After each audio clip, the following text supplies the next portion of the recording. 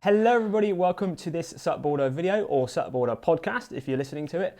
I'm here with Will, my fellow co-founder of SUPboarder, and we're going to talk to you about really Will's SUP Foil Downwind journey into the holy grail of downwind foiling, which is what you're trying to achieve, isn't it? Yeah. Just following what I've been doing, the progress I've been making, and what I've been learning along the way. Yeah, so I do SUP foil as well, and I do enjoy it, but definitely Will has been focusing a lot more time and energy into it. So this video podcast is going to be on SUPboarder PRO. If you're watching on SUPboarder PRO, you're watching it earlier, and you're going to be watching a lot long. It's going to be a bigger video. It's going to be full of more juice. If you're watching on YouTube, you're still going to get loads of juice, but there's more stuff on SUPboarder PRO. And if you're listening to on the podcast, well, you're not going to see it, but you're going to hear it.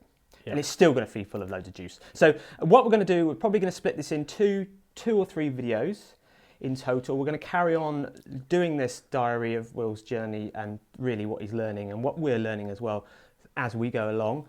So if you find this interesting, it's just really two real world, well, we're fairly experienced at paddleboarding and we've done a bit of foiling, but you know, very much more of a real world experience of getting into SUP foiling, or downwind foiling, isn't it? Yeah, and a lot of what I've done and what we're going to talk about is me going out into the community here in the UK and talking to real world people who are doing the sport and learning the sport as well and seeing what they're doing. Yeah, so and the real thing, the big thing to bring out is the conditions, isn't it? It's the real world conditions. It's the conditions that you're all going to find, and you don't have to live in some beautiful island chain with big ocean swells wrapping around.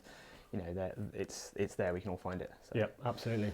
So, shall we start off with, first off I'll say, if you're a SUPboarder PRO member, you probably already watched the video of Will doing a blog session of you with the starboard ace foil. Yep, my first session. That was your first session. If you haven't watched that, do go and watch that. We will touch into that a little bit.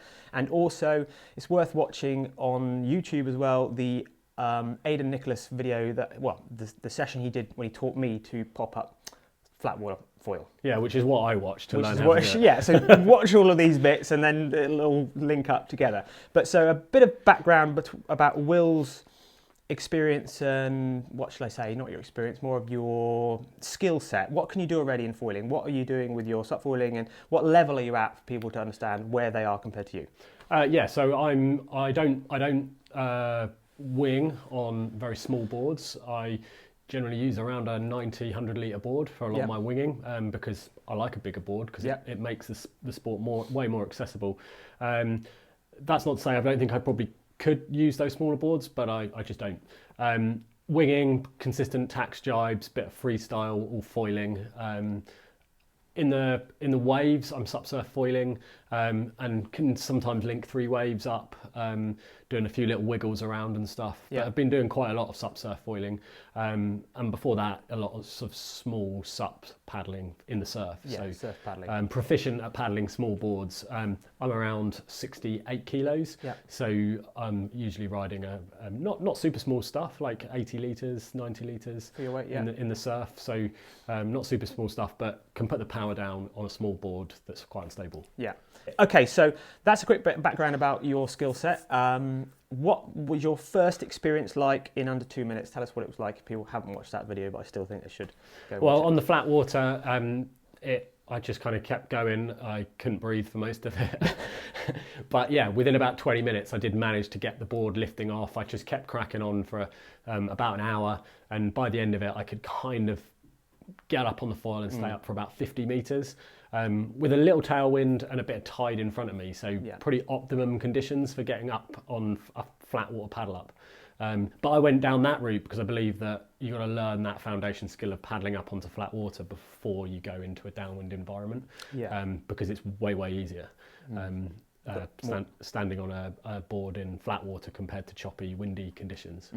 And kit-wise, so it said starboard ace foil, what was that? It was the 7 foot? 7 by 20, 100 litres. 100 litres. Using the starboard glider 1700 with a Razor 250 tail, 82 centimetre aluminium mast. Yeah, there we go. I'm going to keep on putting the foils in there because I know that I'm not a geeky person when it comes to foiling.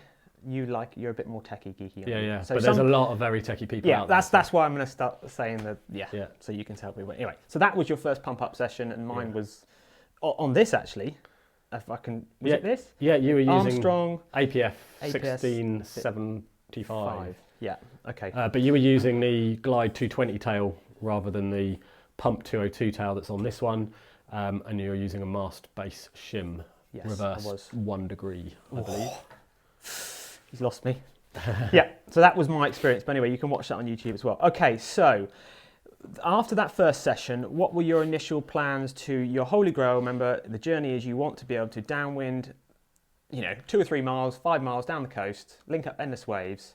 So what was your initial step from that first session from flat water? What was the next step on that? Because I don't think you spoke about that in that video, did you? That was just a flat water session in that video. No, and probably something to add actually. I'd never really foiled without foot straps. So if I SUP surf foiled, then I used foot straps front and back on winging as well. Done a little bit of no strap winging, but not loads. So actually I was quite nervous about learning it, not having any straps, because it's a bit like if you ride bikes and you use clip-in pedals, it can give you a lot more power. But with the downwind foiling, I wanted to use that as a way to get away from that comfort zone of straps, which I think was a good move. But yeah, I wanted to just slowly work myself up to it. After that flat water session, I realised that I needed to get a little bit fitter for the paddle up. I realised that I needed to really work on my pumping technique if I was going to be out there in conditions, because that was going to be key to keeping going for a long distance. So I could really see the scope in doing lots of flat water paddling in preparation for those kind of downwinder routes. But I suppose the next step after doing a couple of flat water sessions was to go out in some downwinding conditions, just to see what it was like and how different it was to those more controlled flat water conditions. Yeah, I think this is a point I like to bring in. A lot of people, you're very optimistic and realistic about what you want to achieve in a session, I think. Some people will just buy the gear and they just turn out when it's 10 foot, cranking, launch off some beach, paddle out and just try and downwind. Yeah. And that is just it's just not going to happen. Yeah. It's just not going to happen. You've got to do it in those baby steps, in effect. So you're very good at analysing and thinking, okay, I need to do that. I need to fill that part of the puzzle, then I need to do that. And that's what this whole diary is about, actually. So you're putting the pieces of the puzzle together, and I knew that it looks hard. Paddling up on the flat was hard, so I knew that it was going to be a hard, long journey to go through. But probably actually I was pleasantly surprised with how achievable it was. I didn't really think I'd be able to get up on that first go, but I did, and that gave me a bit of a boost, and it made me realise that the downwind foil discipline is way more accessible than perhaps I first thought when we started seeing lots about it 12 months ago or so. Yeah, and I think personally for me, it's on reflection of when we first tried it with that Malolo years ago. Yeah. Because that was the first time we ever tried foiling. It was a 10 foot board. I'm not sure the size of the foil, but very small, low aspect. But yeah, real low aspect. Yeah, 1700, really fat and stubby, and literally no chance of coming up on the foil. Looking back now, I don't even know what we were doing. I knew what we were doing, we were failing, but I didn't even know why we were even trying, because it was just quite obvious it just wasn't going to happen. Yeah. Well, I suppose we just got sold the hype, didn't we? We're a publication, got into it. Anyway, so so baby steps. So flat water, then you did a few like river mouth little bumps riding sessions. Yeah. So I went to a really small surf day with the view of really doing flat water paddle ups. Slight onshore wind, but a few little rolling bumps coming in. Did some practice there with some other guys, which was pretty insightful. Realised that you could paddle these boards into waves that are a long way away from actually breaking. And then you could, once you're on those bumps, the particular sort of estuary spots you get, the wave just is there as a bump and it doesn't really ever break. And I got those first feels for what downwind foiling could be like, because I was just cruising on a bump, really, it was all moving quite slowly, this big foil, so it's all nice and slowly, just learning how to ride that foil, and I was like, this could be cool. I was quite excited by it. And I can see, I saw some footage of it. Again, this is all still the starboard gear. This was for the starboard review that we've been doing over a month and a half. A lot of this footage as well and learning. Yeah. And the reason that looks really good is because you've got a bump there, you've got the paddle up, but you've taken out any chop, haven't you? So in a downwind situation, what's the difference? It's just chop, chop sideways. Yeah. So. And I think at that time I was really learning about what equipment to use, and my sort of technique around paddling up. I was much less consistent at paddling up onto the foil at that point, trying to figure out where to put my feet and how to best optimise the paddling technique. And I think that was session 2. Yeah, session 2, okay. Then you're moving on. What was the next session then? Was it an open water session? Because I know you did one with me. Me and Lucy were testing some Downwind SUP boards, just no foil. Yeah. Was that a third session or probably near about that session, wasn't it? Yeah, I think so. I think we went out. We didn't do a downwinder, but we paddled out to a spot where you get really good downwind conditions, and you can kind of chip into a downwinder and then come back out, and which was nice and controlled and low risk when you're doing a downwinder. And you want to be confident that you can paddle up onto the foil when you're doing a downwinder, or have a exit point at a suitable place, because you don't want to be committing to that really long downwind session without really knowing you can do it, because it can be a long, miserable journey, and I've done that before. So yeah, especially if the conditions get worse, because that was good. We literally paddle out and then we don't launch, but we paddle into almost the worst conditions. Yeah. So even if you did downwind, it would get better. A lot of people start at downwind. Obviously, if you start at upwind, it's going to be smoother, and then it gets worse and worse and worse and worse. And if you're committed on that downwind run, you're stuffed. Yeah. If you can't make it. So that session was really interesting. It was really, the objective was to understand, could I stand on this 20-inch wide board with a big wide foil still the Glider 1700 in sort of swell conditions, but also wind messed up swell conditions. So it's wrapping around a point. It's you've got wind bumps, you've got ground swell bumps, and I wanted to know, well, am I going to have the ability to paddle up in those conditions, or even stand on the board? And it was hard. It was tough. So I actually said to Lucy, he's not going to do this. I was like, because we were on 2 race boards, and they were quite wide. They were 25, 26 wide, and it was wobbly, like full on. I was like, oh my word! And then I was like, you're never going to do this. And you did actually get up within the first. I think it was the first little run you had. Yeah, I think the first one's always the best because you got the most energy. Yeah, that's true. But yeah, I got up on a few. Realised that in that open water conditions, it's much harder to ride the foil because there's more energy in the water, and I think almost immediately it just threw me off, and I wasn't really used to what was going on. But persevered for about an hour and had a few little flights. Yeah. But then probably what was interesting about that session was on the way in. That was when I got my best ride, once we'd actually moved away from where that big groundswell open water swell was, and it was more kind of just bumps, slow moving wind It was bumps. proper wind chop, I remember. Yeah.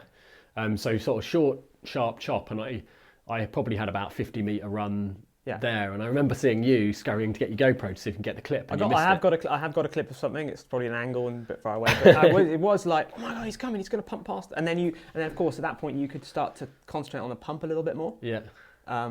So that it was clear. So that was the big opener. Big open swell was hard. Yeah, it was super hard. But I could stand on the board. I found it tough. Like I remember feeling really tired after that session, and it was short. And all I was doing was just doing a few paddle ups. At that time, and this is quite important, I was using my small Black Project Surge, which is up there. Yeah. And the reason I was using that was because when I was learning to flat water paddle, the first paddle I picked was a slightly longer paddle, because I was going to be up on the foil, bigger blade, because that's what everyone's kind of telling me when I look at information. Use a big blade for downwind foiling, and actually I couldn't get along with it because I couldn't create the cadence that I wanted with such a big, powerful blade, and also I was struggling with the length because I couldn't get the cadence because I had to lift my paddle up so much, and I just couldn't get used to that. So went to the small one and had a lot more success. And that's the one you usually use. Don't mind, I tell people that's like what you SUP surf on. That is your go-to paddle. And you are a lighter frame, but like you said, you're 68 kg. So I'm usually on a medium of a surge or a starboard enduro, you're usually on smalls in general, anyway.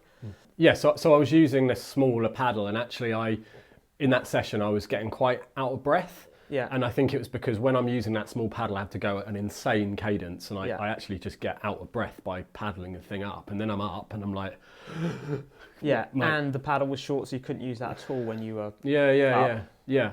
And for a while I was like, well, I really feel that I need to use a small paddle, and I think I actually really said that was the key to it when I did that first paddle up, because that was the paddle I was used to, that was the length of paddle I was used to be able to generate a big cadence. So yeah, that's quite an interesting point. Yeah, it is, because at not the same time, but when I went with Aidan that time, we were using, was it a Sprint? Was it a Black Project Sprint? You might have been using a Sprint or a Hydro X. Yeah, I think it was a bigger blade, longer shaft, the opposite almost to you. And this leads me on to when we then did a test, or part of the review video, when we took the starboard out with the boat, and we did an estuary downwind, didn't we? Yeah. Together, so we could swap, and it was really great. So we took a rib out, we could swap over, do a few laps, and I was naturally going for the bigger blade. Well, actually, no, I was going for the blade I'm used to, like a medium, and you were still going with a small. But I was definitely going for a longer shaft, because I felt it helped me when I was up and pumping to initiate that paddle. That's when we started realising that we're coming at it in different ways. But it's not necessarily wrong or right. It's just two ways to think about it. And everybody at the moment, like you're saying, is saying big, pizza style paddles. Long and you and but I couldn't do it big, and what was working for me at that time was going small. You were using something slightly bigger and longer, but it's kind of what you're used to as well. Yeah. And I just couldn't do the same thing. And now when I look back at that footage, I'm like, yeah, that was holding me back, because I wasn't. I think it was making me a little bit. I was getting out of breath because I was doing a really high cadence, but it worked at the time. But then I had to kind of assess that to be able to see, oh, actually now I can change, and we'll come on to that later about how I made that transition. Okay, so you've almost come right around. Okay, so after that, so we had a flat water session, again, still on the starboard ace foil. I know you said to me on the phone, you were saying, I need to practice my ocean riding. Yeah. So how did you go about doing that? Obviously, you could just go out and foiling, but you could only do 10 metres at a time, or whatever, 15 metres at a time. So how do you go tackling, learning to ride ocean swells and connect?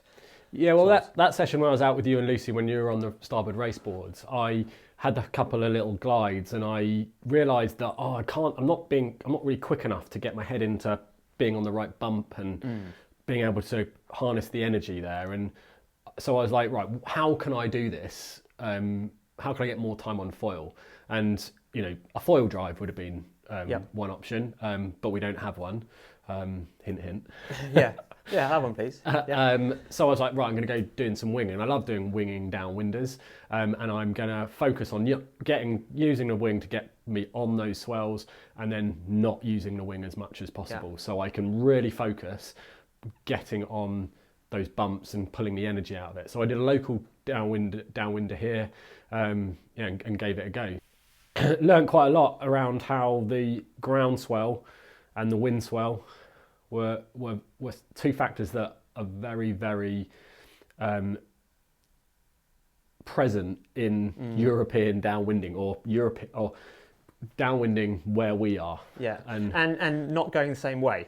Yeah, it's the big one. Going two different ways. So I came out of a bay with the wind behind me, and then I come out past the headland, and I've got a groundswell coming in, and so they're sort of going the same way, but basically they're not. When it comes to foiling, they're not linked up. They're so you can't across each other. You kind of have to navigate between groundswell and windswell, and they move at very, very different speeds. And the speed that you would get when you got on the groundswell was insane, and quite hard to control the gear.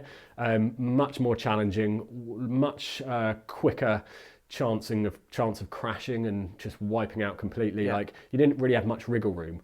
Whereas on the windswell, loads more time to think, and less energy, but enough energy. Easier to see, easier to spot. Because I know groundswells, when you're downwind supping, it's like you can't really see the bump, and the bump you want to catch is the bump that isn't there, and then suddenly it's there, isn't it? Yeah, 100%. I just concentrated on trying to, keep. It's like keeping high on the wave when you're surfing, to keep the energy, keeping high on the bump, trying to carve around to find it. Something that a lot of people say around using winging to learn downwinding, they say that the wing will always get in the way and you can't see the bump. I don't fully agree with that. I think it is still a really good tool to use, but yeah, you've got a big thing flapping around there that helps it. It's the same sort of argument when surfers go, oh, you can't SUP surf because you've got a paddle and all this stuff. Well, the amount of times you've actually spent riding a wave when you're SUP surfing. The reason why my shortboarding has got so much better is because of all my years SUP surfing. You spend more time on a wave. You spend more time Any time on foil is useful time on foil. Exactly. So that's a really big thing. And I knew I wasn't in a place where I would have the energy to safely do that downwinder by paddling. So I was like, what can I do to progress my journey, to build my skill set to get me towards being able to do that downwinder? Okay. Yeah. So that's working on the ocean swells, linking bumps and stuff. So where are we at now? Are we moving away? I'm trying to think of my period here. Are you moving away? Have we given the starboard ace foil back? Basically, is the question. No. So actually, this is before we did that estuary downwinder, which was two idiots in Cornwall, United Kingdom, trying to review this downwind board, and we were like, where do we go and do this? It's going to be pretty tricky to do a real downwinder in open water, just because it's huge ground swells and it's going to be really hard. And bear in mind also, when you come to review stuff, you've got to film it. Yeah, you got to we take that board out, and you did try downwinding ocean swell. Getting footage of that sort of stuff is just anyway. Yeah. So we were also kind of like, well, what are the people out there? What's achievable for people out there for the audience, and that really is downwinding on lakes, downwinding on estuaries, downwinding on inshore conditions where you're not necessarily getting groundswell because you don't need it. You just need some sort of bumps, and so we went to a location where we had wind against tide. If you don't know, wind against tide can really kind of chop up the water, help you get nice short, sharp waves, which only probably like shin high, knee high at the very max that day, to help you get in something, and then there's something to ride. And I would say that session was quite successful. Yeah, it was. We could get pretty long rides. It was really easy to get up onto the board, a few paddles, and then for me it was realizing that I need to tune my pumping technique more. I need to tune my paddling technique. Should I be using a paddle? Shouldn't I be using a paddle? Yes. At that time I was still using a small paddle, and it was. This is when we had a debate about different pumping techniques, wasn't it? Because I'm very much, you were like, it's an interesting one, isn't it? Because prone foilers, you go out, and I do a bit of prone foiling, and you haven't got a paddle to worry about, and you just worry about the monkey arms. I feel like a bit of an idiot, but anyway, if you get the rhythm going, you can link it up, and it all works. But when it comes to SUP foiling, and you were doing it like this, you were sort of dropping one hand off the paddle, but then you had the paddle in your hand, and then you tried the monkey arms, but then the paddle starts doing all over. It looks really messy. All over the place. It does work. You can get in a rhythm, but it's just not great. My approach is, okay, I've got a paddle, I'll use it. I won't do the monkey arms, but I'll keep a rhythm and maybe dip the paddle in the water. Maybe because I was using a longer paddle shaft as well, every so often. So we were at this whole like, okay, is it this way or is it that way? And again, there's no wrong or right. It's just what we're finding. There's a couple of other sessions that kind of fit into the mix with why I was going down that route, I think. And I'd made this sort of conscious decision with, if I want to improve my SUP foil surfing, I need to get better at pumping, and I need to forget about the paddle, and I need to really tune in on getting better at pumping. And to do that, I need to get rid of my straps because I want to be able to move my feet around. And I'd kind of gone through this realization that I need to focus a lot more on pumping. And I still think that's true, but I think it was making me think, I don't need a long paddle, I don't need a big paddle. I'm going to just forget about the paddle altogether and just do that sort of thing. wiggly. Okay, so now you've been riding more, you're getting into it, you're understanding about your pumping. What about the foils you're using? So at the moment we've still got the Ace, you were still using the Ace foil. As in the board. And you were still using the Glide 1700 starboard. But we did have access to an 1100. So what did you discover from there looking at foils? Well, I was starting to think about pumping quite a lot, like I'd already Yeah. mentioned, and how could I improve that? And I sort of felt that with the setup I was using, I was finding it hard to pump. And we had a few discussions, didn't we, about checking it's that, you know, you just haven't got quite enough weight for it, because you Yeah. found it a bit eeasier. Yeah. And I think we probably put that down to the fact that you're just probably better at pumping because you've been doing a bit more prone. And more weight, I think, it does make a difference. And I had a couple of comments based on some reels that we put out on that estuary session, saying that just try a smaller foil. So we had the 1100, and I was really interested to see if I could paddle that 1100 up on flat water. I didn't think I'd be able to do it. So I took it out in sort of downwinding conditions, but relatively flat water downwinding conditions. So estuary downwinders, yeah. So steering away from that swell as much as possible. Yeah. And gave it a go, and I wasn't anywhere near to get that. Oh, up. you weren't? Yeah. So okay. By this point, I can paddle up. I can do probably 100 meters, couple 100 meters on the foil in estuary conditions, and I was nowhere near being able to paddle that up. Really? Yeah. Didn't even feel like it was remotely going to go. Just no chance. No chance. And that was, that was pretty interesting, because by this point I'm getting quite nerdy at watching everything else on YouTube and looking for advice. And a lot of people out there are saying 1300, 1400 is where you need to be to start. And I was like, well, I don't know. I'm nowhere near on 1100, and it was hard enough, and my heart nearly popped out my chest doing it on a 1700. I was starting to think, is the advice out there really that good? Or is the advice out there coming from people who are in different locations where the conditions are very different? Now, a lot of that advice is coming from Maui, Australia, Hood River, and I think we maybe need to think slightly differently when we're in those more European conditions. Should we start talking about your tour? Yeah, my tour. Your tour. So this is a great concept. So you're going, meeting people. We're also meeting brands. You're meeting, just seeing what is really going on. Because you see the social media hype. Real world, seeing it in the flesh is definitely different to seeing the social media stuff, isn't it? And clips and Instagram shots. I was getting pretty buzzed on it, and I wanted to see what everyone else was doing and where everyone else was struggling with. And to be perfectly honest, it's nice flat water paddling up with other people, because it's hard work and then you spur each other on. Yeah, and then you've got to have a rest for 2 minutes. So you might as well be watching somebody else do it. Yeah. Okay, so where did your quest take you? Where did your journey? I headed up to Bude, north coast of Cornwall in the UK. Yeah. There's a canal there, and there's a very keen core group of foilers who are wanting to get into downwinding. They see that as this ultimate goal, this holy grail of something that can, it's challenging enough, and it's so far away in their perception that it's something that they really want to invest time into. So, they're committed. They know it's going to be hard, but they're going for it. Yeah. Okay. And we touched on these. You might have touched on these guys earlier. Yeah. So they've already got surf experience. Experience. Good surfers, good kiters. But SUP experience basic. Yeah, like flat water paddle board. And what was their take on boards, and what were they doing up there? So they'd got a selection of boards. I mentioned the Axis Hybrid 6.4x24. Yeah. Had one of those. They'd written that off as a Downwind board. More on that later. Okay, so that's a 6.4 or 24. 6.8. Yeah, hybrid. It's sort of known as the hybrid. So park those measurements, because we'll come back to that. Yeah. Yeah, and then they had built themselves an 8.6 by 18 and maybe like a 7.5 by 19, 20. Yeah.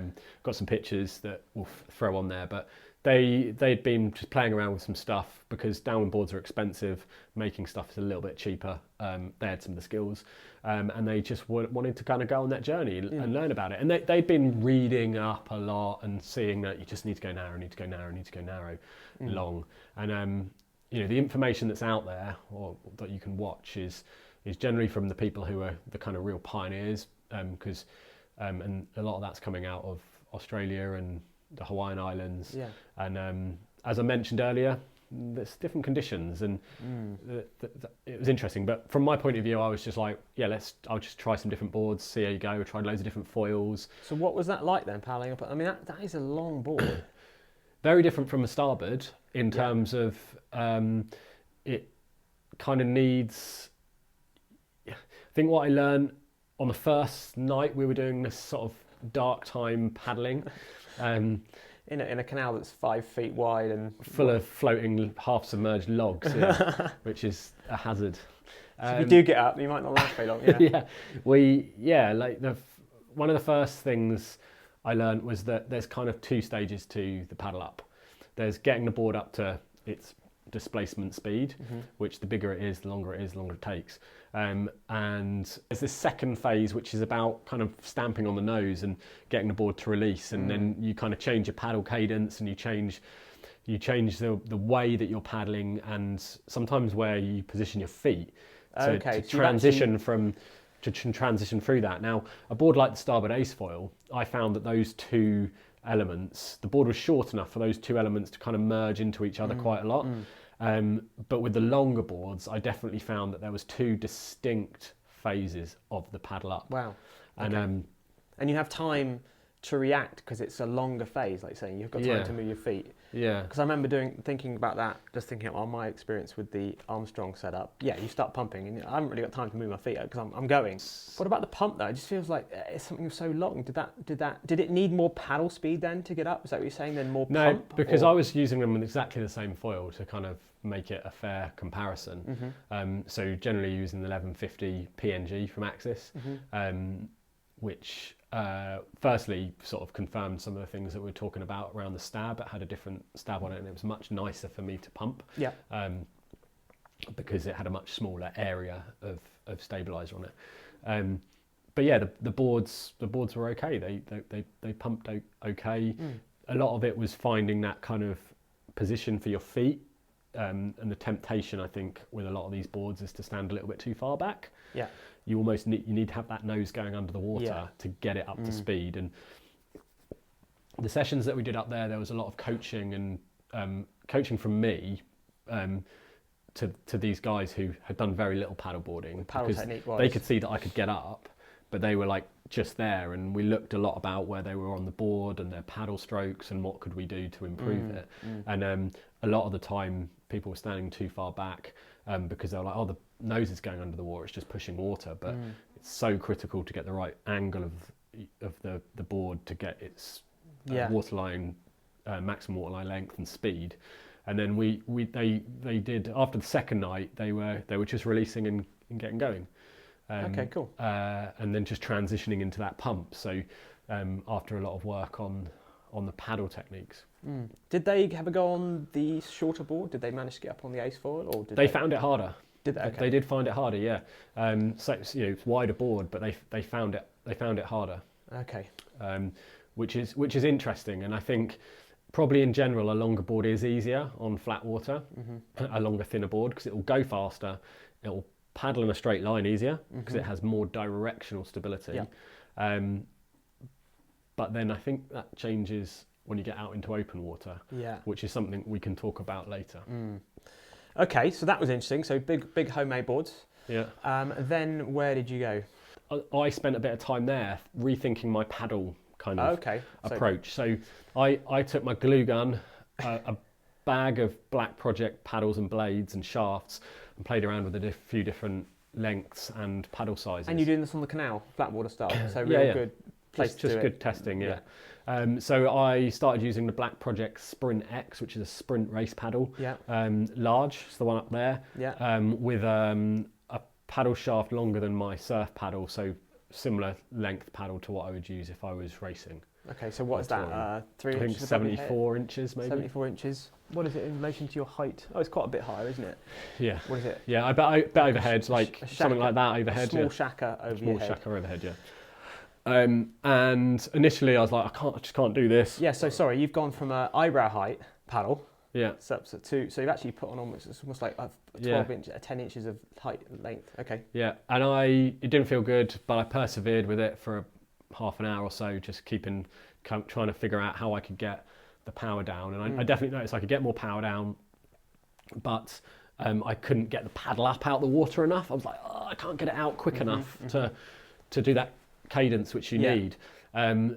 But actually, when I got my head around that and I kind of adjusted my things slowly, I was like, this paddle's better. I got up on the foil, and having that extra length was just magical, and having the extra size of the blade, again, really, really amazing. In the pump phase? Well, yeah, you just do a small little, if you're coming a bit low, little pull stroke, small stroke, and you can get a lot of power from that. Yeah. Whereas if you're using a small blade, you've got less area, so it's less true. to pull. I went back to the small one, I couldn't get up again. Really? Yeah. And it was interesting, but I couldn't do it on that big paddle initially. So I think you have to be really open-minded to the kit and what's right for you, and not necessarily what people are telling you. If you got to, do you know what I mean? The small blade worked for me on that first session. Again, it goes to sticking to stuff having a datum. You know the paddle, keep the paddle. Yeah. Okay, then move on to that, and then keep something, because like you said, you knew you can get up. Yeah. So then it's like, okay, I should be able to get up with a big paddle. Then you get a big, and then it's interesting that. Yeah. So do you, in general now, is that where you're at with paddles? Are you at a bigger paddle now? Have you moved away from the small paddle, or have you still? Yeah, I haven't used the small paddle since I failed to get back up on it after I'd learned. Wow. Okay. After half an hour of learning to use the bigger paddle. But the one thing I would say is that my back is a little bit wrecked off the back of it. It's sore, so I think it's not great, and I need to look at that. And what I might do is go smaller blade size, but keep the length. Longer shaft. Yeah. Because I don't think it's doing the great things for my back. And I also, when I was up there, because there was this fantastic selection of lovely foils, I gave an Art Pro 1201 a go, see if I could paddle that up. Because a lot of people are saying, in my mind I was thinking, what is the right type of foil for people to learn to downwind on? What is that piece of gear? What should they be buying? Because there's downwind foils, but they're all like they're from sort of 1300 down square centimetres on the front wing. And I was like, I'm sort of using a pump foil to learn on, so what should we be using? Yeah. And I wanted to see how much harder it would be to use a 1201, which I think would be regarded as a downwind foil. It's very so high not aspect. A flat water-based foil, a downwind. It's not a pump foil, it's I'm not really sure what category it sits in, to be honest, but it's just a very fast, high aspect foil. And wanted to eat, and I way harder. I could just about get up, but couldn't breathe enough to be able to pump it. So yeah, and it took, what was really interesting is the amount of distance it took to get up. It just took, I needed to get more speed and things like that. So that just made me think that, all this stuff about what kit you need is often driving towards the higher aspect stuff, because it's faster, because the downwinder's much more fun when you're fast, and to keep up with those ground swells you need to be on that high aspect fast gear. But it's not worth it if you can't actually get up onto the foil. So at the moment I'm very much with this type of thing. Right, I think we might have to wrap this up, this part, Will. Yeah. Because we've got another session which we can talk about, which is where you go down south and talk about more board shapes again. Yeah. So very insightful chat, this one. I hope you've all found that very interesting and informative. If you're listening on the podcast, thank you very much. If you're watching it on Pro, thank you ever so much for the support, and on YouTube, thank you very much. Please subscribe to your YouTube channel and get yourself on SUPboarder Pro. We'll see you next time, Will. Yeah, and don't forget to put some comments or talk about your experiences in the comments. Thanks.